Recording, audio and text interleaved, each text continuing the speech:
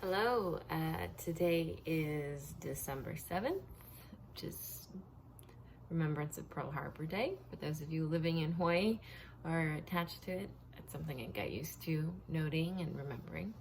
But that also makes it day 65 in recording, so 25 days to go. And yeah, things about my recovery. Today I was practicing my exposure therapy with pastries, and I had made a plan, and I journaled about it this morning, and I was thinking about pathways.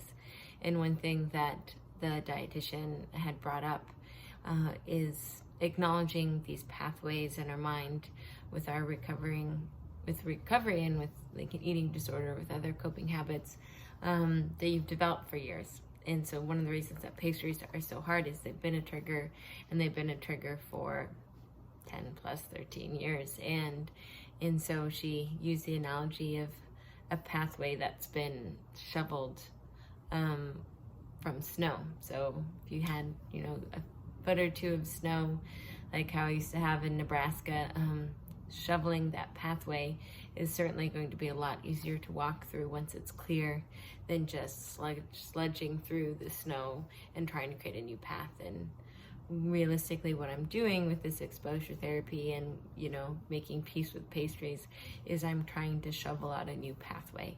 And so, of course, our minds want the path of least resistance, so we want the pathway that's already been shoveled out. And I've definitely cleared and shoveled out the pastry pathway as far as the trigger food goes for a lot of years, and that's just the one that my mind immediately goes to.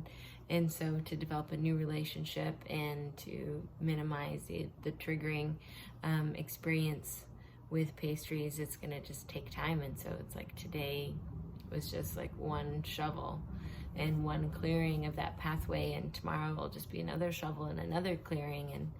And when I was eating, so I made a plan to have a shake and a scone at work for breakfast, and to help with that, it's gonna drink water and go on a 5-minute walk around the block afterwards. And she encouraged me to process how I was doing, and not just to do that when I felt like it was hard, but to just make a point of all right, when I do this, whether it's hard or not, I'm gonna drink water and go on a quick walk. And so during that walk, I was just trying to process how I was feeling in the moment and if I was doing okay.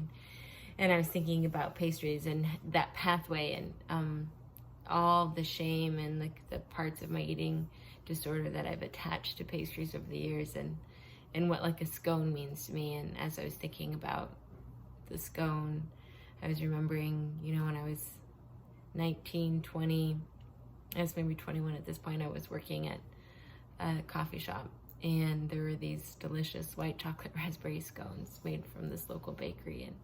And it was that summer I was trying to lose weight to fit into my wedding dress, which had been my mom's wedding dress, and it was just a little too tight on me, and she was gonna have to let it out. And I wanted to be able to lose weight so she didn't have to, and so that I would feel better about it. And it was just a little bit too tight, so it didn't zip up all the way. And I remember telling myself I won't eat any of the pastries at work, and I'll lose weight, and then I'll be able to fit into the wedding dress. Everyone is able to lose weight to fit into their wedding dress. That's just what everybody does. And and so I'll be able to lose weight too. It's just 5 pounds. And I remember having those expired white chocolate raspberry scones and just binge eating them, or throughout the few months that summer before the wedding, and feeling so much shame that I must not, love my fiance enough that I can't, not eat these scones and lose the weight, and I can't do this fundamental white girl thing of losing weight for her wedding dress. What's wrong with me? And just feeling so much shame around still binge eating or eating these white chocolate raspberry scones when I should just be able to say no, and how that meant I was such a failure as a woman, and in this new experience of getting married. It's well, Like, I can't even say no to a scone. Like, how am I ever gonna be a wife?